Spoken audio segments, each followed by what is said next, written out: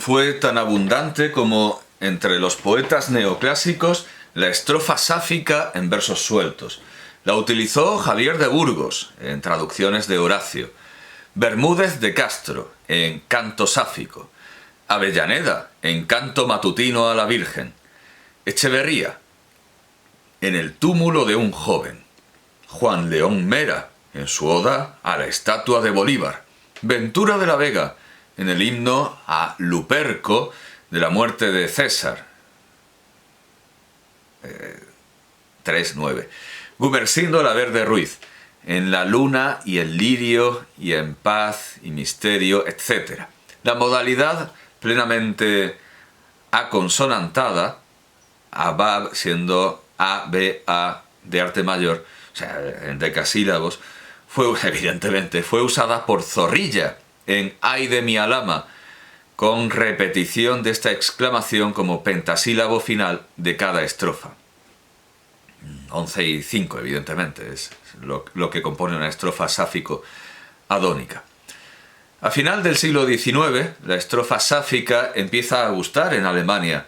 Dice Robinson que mientras Grillparzer, de quien ya hemos hablado, es uno de los pocos poetas alemanes que han imitado el contenido de las canciones de Safo, muchos han intentado la estrofa sáfica con éxito.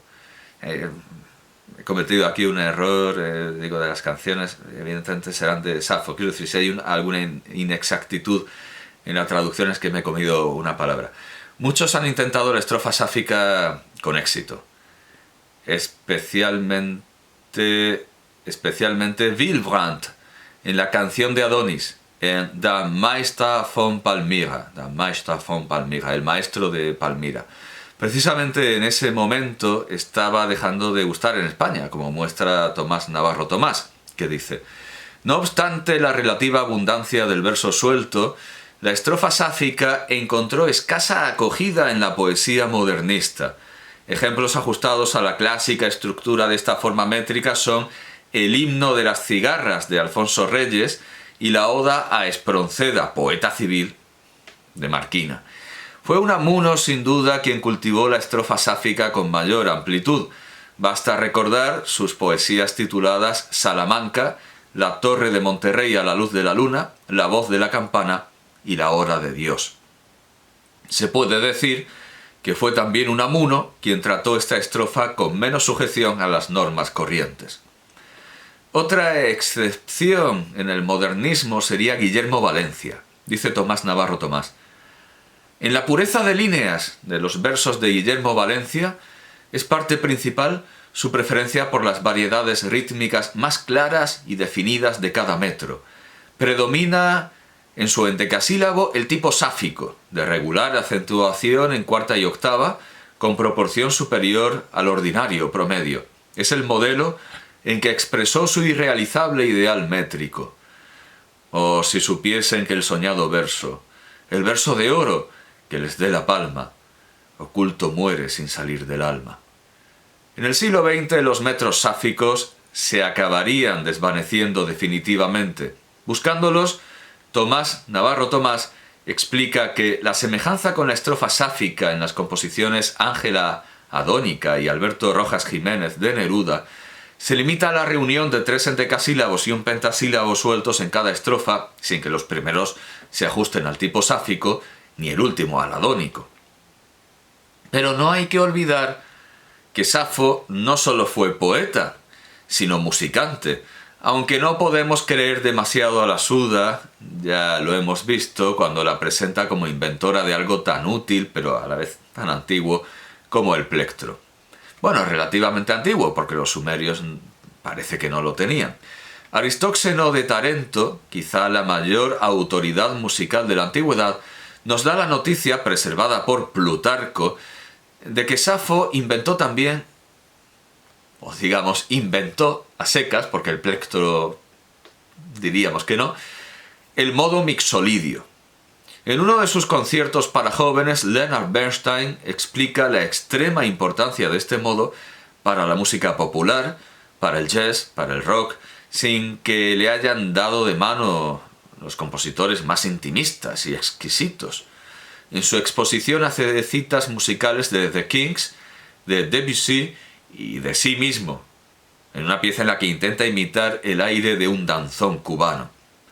Aunque naturalmente la música es un sistema y no tiene sentido hablar del mixolidio de Safo sin tener en cuenta que el sistema en el que musicaba Safo, cuyas melodías, por desgracia, hemos perdido, ese sistema se ha reorganizado mucho y muchas veces, muchísimas veces, ya desde el armónico de Claudio Ptolomeo. Ahora sí, el astrónomo, no el obispo de Córchula. La poesía no solo se hace con sonidos, por supuesto, sino también con conceptos. Como estos, afortunadamente, y a diferencia de la melodía, sí nos han llegado, no sabemos qué música interpretaba Safo, como no sabemos qué canción cantaban las sirenas, sí nos han llegado los conceptos y podemos comentarlos, sumándonos a los elogios de Alceo, Sócrates, Platón, a quien se atribuye un epigrama en el que la llama décima musa, como también haría el poeta Dioscórides, Aristóteles y sus discípulos Clearco de Solos y Camaleón, y a los de Dionisio de Alicarnaso, Dionisio Longino, Plutarco de Queronea y Demetrio, que alaba su expresión más dorado que el oro. Es llamativo que elogie a Safo Platón, que en su República quiere expulsar a los poetas y arrebatar la educación a las viejas y comadres, aunque sea haciendo que los filósofos cuenten cuentos como las viejas y comadres. Así como Alcimo, citado por Diógenes Laercio, denuncia la afinidad de Platón con Epicarmo, Máximo de Tiro, en la disertación que responde a la pregunta ¿cuál es la erótica socrática?, que leo según la edición de Selene Iris Siddhartha Brumana, dice, que debería haber enseñado porque es algo difícil de... no puedo alcanzar la mano. Es la edición en la colección El Pensamiento Occidental, el pensamiento occidental de la editorial Bompiani. Había copiado mal justamente lo más fácil de Selene Iris Siddhartha Brumana. Bueno, pues Máximo de Tiro, no creo que haya muchas más ediciones, desde luego, dice: ¿qué otra cosa es el amor de la lesbia sino lo mismo que el arte erótica de Sócrates? Me parece en verdad que ambos se ocupan del amor según su propia condición, para una las mujeres, para el otro los varones. Dicen de hecho haber sido amantes de muchos y haberse dejado impresionar por todos los bellos. Girigna, Actis y Anactoria son para la lesbia lo mismo que Alcibíades, Cármides y Fedro son para Sócrates, y como los rivales de Sócrates son Pródico, Gorgias, Trasímaco y Protágoras, para Safo lo son Gorgo y Andrómeda. Ahora las moteja, ahora las confuta y se sirve de la misma ironía que Sócrates. «Salve, oh Ión», dice Sócrates. «Salúdame mucho a la hija de Polianáctide», dice Safo. Sócrates afirma no haber frecuentado a Alcibíades, aun amándolo desde hace mucho, hasta haberlo considerado adecuado a sus propios discursos. «Me pareces una chiquilla aún y sin gracia», afirma Safo. Él ridiculiza las formas y la pose del sofista, y ella dice: «¿Y quién? Vestida de rústico hábito». Diótima dice a Sócrates que Eros no es hijo, sino asistente y siervo de Afrodita. También Safo, en una composición suya, si no yerro, dice: «Y tú, Eros, mi siervo». Diótima sostiene que el amor florece cuando hay abundancia de medios, mientras que muere en la privación. Aquella, si lo entiendo, lo definió dulce amargo y dador de dolor. Sócrates define el amor sofista, Safo enredador de cuentos. A causa del amor por Fedro, él expresa de furia báquica, mientras a ella Eros golpea el ánimo como viento que en el monte irrumpe en las encinas. Él se inflama con Jantipa, gimiente por su muerte. Ella a la hija dice: «No es lícito en verdad que en la casa de los siervos de las musas haya fúnebre lamento, ni nos están bien semejantes cosas». Johann Jakob Bachofen profundiza en la triangulación Safo-Epicarmo-Platón en su famosa obra El matriarcado, Das Mutterrecht, que en su traducción por María del Mar Linares García, que titula la obra por su subtítulo Una investigación sobre la ginecocracia en el mundo antiguo, según su naturaleza religiosa y jurídica, dice: de los tres componentes de que consta el hombre, los antiguos atribuyen el soma a la tierra madre, la psique a la luna y al sol, el más elevado que tenemos, el nous. El nous. En la pronunciación griega, desde luego, el nous. El puro es la pronunciación que todos usaríamos. Un poco al estilo de Henri Etienne, un poco una pronunciación francesa. El puro espíritu divino. Y según Safo, Prometeo encendió en la rueda del sol la antorcha del espíritu inmortal, aquel fuego que Ennio en Epicarmo señala como Heic de sole sumptus ignis. Heic, si el latín sin aspiración no es latín, Heic de sole sumptus ignis. El sol se muestra incorpóreo por mediación de la luna, es decir, como lunus, y directamente espiritual, sin grado intermedio. Por esto el nacido del sol no se reconoce por la naturaleza corporal del hombre, sino por la espiritual. Se distingue este superior origen, divino, celestial, por los hechos. Mediante sus hazañas, los hijos de madres mortales se dan a conocer como potencias luminosas, hijos de padres celestes. Así se elevan Heracles, Perseo, Teseo, los Eácidas, hasta la superior naturaleza luminosa, inmortal, y por eso se convierten en libertadores para la humanidad de la materialidad exclusiva en la que se encontraba hasta entonces. Son los fundadores de una existencia espiritual superior a la corpórea, incorruptible como el sol, de la que surgen héroes de una civilización distinguida por la indulgencia y las aspiraciones más elevadas de un derecho completamente nuevo. A este nivel espiritual superior pertenece el derecho paterno, del mismo modo que en el nivel lunar se encuentra el todavía material. Lunus es el padre físico de los hombres, la potencia solar, el espiritual. El padre espiritual, aquí hay un salto. Lo que allí, en la traducción, lo que allí se inicia en el terreno de la vida corpórea, material, aparece ahora culminado y afianzado en la superior y espiritual. Desde ahora, la inmortalidad se traslada desde el lado materno al paterno. La relación se ha invertido. Lo principal e inmortal, según las leyes de la vida material, era la madre, y ahora, según las leyes espirituales, el padre ocupa este lugar. Mortalidad y subordinación son la dote de la madre. Pero la filosofía y las enseñanzas de Safo no fueron estudiadas por los antiguos solo aquello que favorecía al patriarcado frente al matriarcado.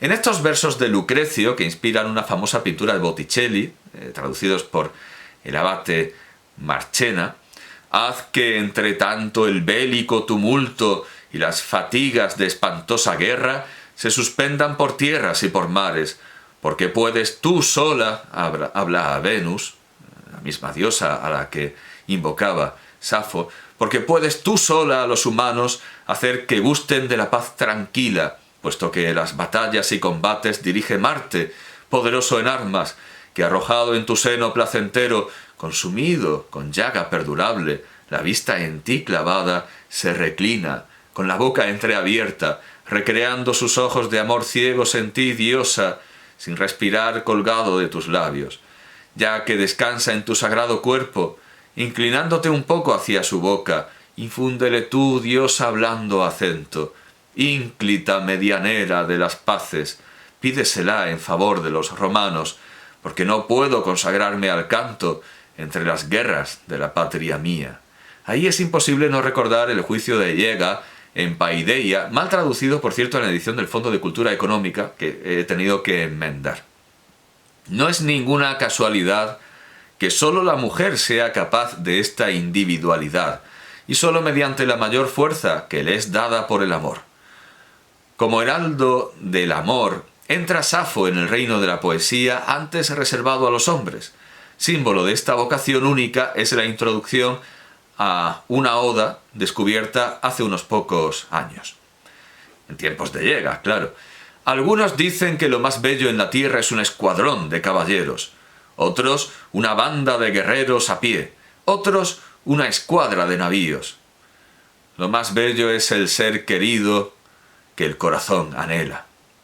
Lucrecio no podía dejar de conocer lo que la desaparición del resto de sus poemas ha convertido en la primera oda de Safo, conservada por la cita admirativa de Dionisio de Halicarnaso de la composición de las palabras, y que dice así, en la traducción de uno de nuestros críticos de mejor gusto, a pesar de haber vivido en un siglo sin gusto, que era el siglo del mal llamado clasicismo, pero que era un neoclasicismo de yeso y de escayola blanca. Y aún así Luzán defendía a Calderón y defendía a Solís. Bella Venus eterna, cuyo numen en tantas partes tiene incienso y aras, hija del grande Júpiter, de ardides, amorosa maestra, no permitas, te ruego, que me maten pesares y desdichas. Antes acá desciende como sueles acudir con amor a mis querellas, pues tal vez por mi ruego abandonaste, en alguna ocasión, por mi ruego abandonaste los dorados alcázares del Padre, bajando a mí en tu carro que tiraban uncidas ligerísimas aves, y por medio del cielo y aire puro venían trepando con sus negras alas, y luego que parado habían su vuelo, tú, oh diosa, con risueño amable rostro, preguntabas la causa del dolor que mi pecho atormentaba. ¿Por qué invocado había tu socorro y qué quería que hicieses? Por mi loca pasión, ¿a quién quería atraer a mi amor? ¿A quién tendía las amorosas redes? ¿Quién te enoja? Me acuerdo que decías. ¿Quién te maltrata, oh Safo? Si acaso de ti huye, sobre mi fe que luego tras ti venga. Si no recibe dádivas, darálas, y si no siente amor, amará luego y hará cuanto quisieres. Robinson dice que Lucrecio probablemente ha tomado para su descripción de los efectos del terror la descripción de Safo de los efectos del amor, en lo que ha quedado como su segunda oda, citada no solo por poetas como Eurípides en su Electra y gramáticos como Apolonio Díscolo, sino por filósofos como Platón y médicos como Erasístrato, que fue citado por Plutarco, y conservada completa gracias al Tratado de lo Sublime de Dionisio Longino, al que algunos llaman pseudo Longino, pero lo que pone ahí el nombre al que está inscrito es Dionisio Longino, que evidentemente tiene que ver con Longino lo que Dionisio Catón con Catón, con cualquiera de los Catones de la antigüedad. No solo hay afinidad en los efectos del amor y el terror, sino que también la hay en la vía poética que hace posible expresarlos. Werner Jäger dice en su Paideia: no es posible, en efecto, olvidar a Arquíloco como precursor de la lírica eólica, aunque incluso sus poemas de odio, en los cuales se manifiesta apasionadamente su subjetividad, se orientan todavía por normas universales de la sensibilidad ética. La lírica eólica, especialmente en Safo, va mucho más allá y se convierte en expresión del sentimiento puro. Es evidente que por obra de Arquíloco, la esfera de lo individual adquiere una importancia tal y una tal riqueza de posibilidades de expresión que abre la vía a la libre comunicación de los más secretos movimientos del alma. Es decir, la expresión del odio por Arquíloco abre la puerta a la expresión del amor por Safo. Mediante Arquíloco, sigue Jäger, se adquiere la posibilidad de dar forma universal a los sentimientos más subjetivos y en apariencia exentos de forma, y de elevar aún lo más personal a lo universal humano, sin que pierda con ello el encanto de lo inmediatamente vivido. Si estuviéramos disertando en otras lenguas, podríamos haber usado, aparte de las celebérrimas de Catulo, las celebérrimas traducciones latinas de Catulo, la traducción francesa de René Vivien o la rusa de Konstantin Dmitrievich Balmont, la alemana de Rainer Maria Rilke o la italiana de Salvatore Quasimodo. Muy apreciada y muy estimada en Italia, además se publica con comentarios filológicos y en edición bilingüe. Además de las numerosas inglesas, académicas o poéticas, especialmente la de Lord Tennyson, la lengua inglesa ha sido la primera, con la alemana, ciertamente con la alemana, a la que se han vertido los poemas de Safo descubiertos en 2004 y 2014. Confiemos y esperémonos al menos hasta 2024 para considerar una edición que podamos retener definitiva de Safo. Haciéndolo en español, como lo hacemos, disertando en español como estamos disertando, seguiré la más antigua, la de Ignacio de Luzán, recogida con esta presentación en su Arte de hablar, o sea, Retórica de las conversaciones, de 1729. Pero si con amor se juntan otras pasiones violentas, como celos, envidia, vergüenza, miedo y otras de este género, entonces la conversación del que ama estará sujeta a los efectos que engendran estas pasiones. Así, la noble poetisa Safo declaró la turbación de su lengua en aquella oda dulcísima y bellísima, etc., cuya traducción en nuestro idioma, aunque sea mucho arriesgarme, pondré aquí en gracia de los que no entienden el original griego. A los beatos dioses me parece igual aquel que cabe ti sentado, de cerca escucha cómo dulcemente hablas y cómo dulce te ríes, lo que a mí del todo dentro del pecho el corazón abrasa. Mas, ay, que en verte en la garganta un nudo de habla me priva, se me entorpece la lengua y por todo mi cuerpo un fuego rápido discurre. De los ojos no veo, los oídos dentro me zumban, toda yo tiemblo, de sudor helado toda me cubro, al amarillo rostro poco faltando para ser de veras, muerta parezco. Y le añadiré, como final de un largo recorrido de traducciones que vinieron después de él, que por supuesto documenta Marcelino Menéndez y Pelayo, y quizá en este camino una de las cosas que aparece y luego creo que desaparece es la palabra verdosa, que es muy adecuado, es el hablar del tono verde. Muchas de estas traducciones toman como modelo a Luzán y lo amplían.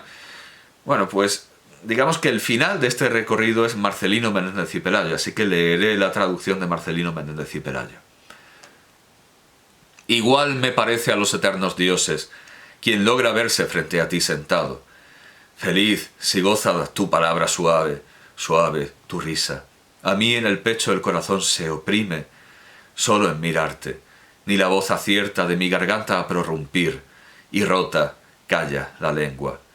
Fuego sutil dentro mi cuerpo todo presto discurre, los inciertos ojos vagan sin rumbo, los oídos hacen ronco zumbido.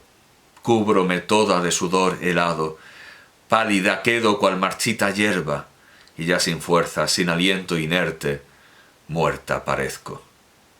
El marqués de Valmar, el doctor Leopoldo Augusto de Cueto, en su carta prólogo al excelentísimo señor don Juan Valera, al frente de esta traducción de Marcelino Menéndez y Pelayo, después de aceptar los elogios antiguos de Alceo y Herodoto y los modernos de Ottfried Müller, se muestra durísimo.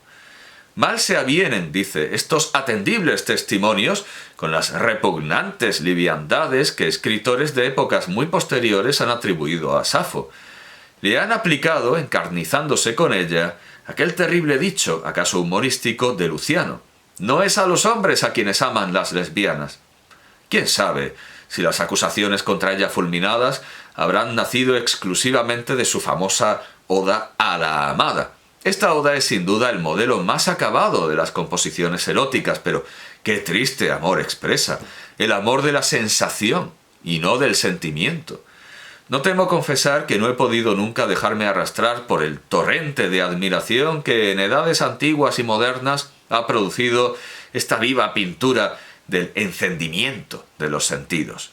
Conozco su concisión ática, su verdad absoluta. Imagino el hechizo en oídos griegos de la incomparable cadencia, magia y resonancia del idioma helénico.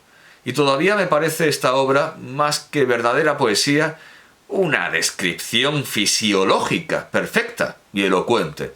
Algunos han creído que el verdadero título de esta oda no es a la amada, sino al amado. No sé qué pensar, me holgaría de que así fuese. No tendría al menos el disgusto de imaginar que la antigüedad impúdica nos ha legado una obra que, por preciosa que por su forma sea, parece precursora de la monstruosa literatura que ha producido en nuestros días la novela titulada Mademoiselle Giraud, ma femme. De las traducciones de esta oda tan admirada, he de decir la verdad, no me gusta ninguna. Ni la de Boileau, ni la del inglés Phillips, ni la de Delille, ni la de Castillo y Allensa, ni siquiera la de nuestro Menéndez, que es una de las mejores. En todas encuentro pobreza de lengua y artificio de estilo. La imitación de Catulo me complace mucho más, tal vez porque el idioma latino se acerca más al griego, tal vez asimismo porque Catulo toma las palabras de Safo para hablar a su lesbia, y esta poesía de sensualidad desaforada parece menos impropia bajo la pluma de un amante que bajo la pluma de una mujer. Juan Valera, quien no obstante cambia el género en algún poema homosexual de su traducción de Poesía y arte de los árabes en España y Sicilia, de Adolf Friedrich von Schack, le contesta en la Carta de la Moral y de la Ortodoxia en los versos lo siguiente. El amor místico de la mujer, no le quepa a usted duda, es un enredo engañoso y nada más, y lejos de ser cristiano, está condenado por los verdaderos autores cristianos, los cuales, en vez de convertir como el bembo hasta el beso en la boca en misticismo, toman y aconsejan que se tomen las precauciones más singulares a fin de no caer en la tentación. Los libros devotos y las historias eclesiásticas están llenos de estos abusos y ejemplos. San Buenaventura no quería que el hombre se sentase al lado de la mujer ni que le hablase al oído. La conversación de la mujer es fuego, dicen 1000 autores. El venerable padre Murillo asegura que el aliento de la mujer enciende. No hay que fiar en parentesco por allegado que sea, exclama el mismo padre. San Agustín sostiene que para triunfar de la mujer importa echar a huir viéndola, etcétera, etcétera. Sería cosa de nunca acabar seguir citando. Basta lo que se cita para demostrar que en el amor del hombre hacia la mujer interviene siempre la sensualidad y que los tales amores platónicos suelen ser perversión, malicia y sofistería. En vista de todo lo dicho, no estoy, aunque me pese, de acuerdo con usted en las diatribas que lanza contra la segunda oda de Safo, tildándola de harto materialista. En dicha oda, así como en el idilio de Teócrito titulado La hechicera, que también traduce Menéndez, hay pasión amorosa natural y franca. Pero si carece esta pasión de los refinamientos alambicados del misticismo, no es por eso más inmoral que dicho misticismo, tratándose de amor entre mujer y hombre. Por lo demás, creo que ese amigo nuestro, que usted recuerda y a quien trata de calmar, se ha excedido no poco compungiéndose y apesarándose por el paganismo erótico de nuestro joven poeta. Este ha sido tan delicado y circunspecto en la elección de composiciones para traducir y ha sabido velar tan púdicamente algún pasaje un poco vivo, al verterle a nuestro idioma, que casi todo lo podría leer la más recatada doncella sin comprender lo pecaminoso. Conviene reflexionar también que hay libros para diversos fines, y que un libro en que se trata de reproducir en una lengua viva la desnuda belleza gentílica no es propiamente para las doncellas recatadas, sino para otro público, a quien de seguro no se le abrirán los ojos ni se le agriará la inocencia con leerle. Usted conoce de sobra esta verdad, y aclara las cosas en su carta prólogo, de suerte que si una niña cándida la leyera, podría servirle de comentario y de ilustración para entender en los versos lo que sin carta prólogo jamás hubiera entendido. Esta es la mejor demostración de que el señor Menéndez Pelayo no ha traspasado los límites del más rígido y severo decoro. Si traduce el señor Menéndez a Catulo, no traduce ninguna de las muchas composiciones de dicho autor censurables por la obscenidad, sino el epitalamio de Julia y Manlio, lleno de belleza moral y pura. Valera no deja de apuntar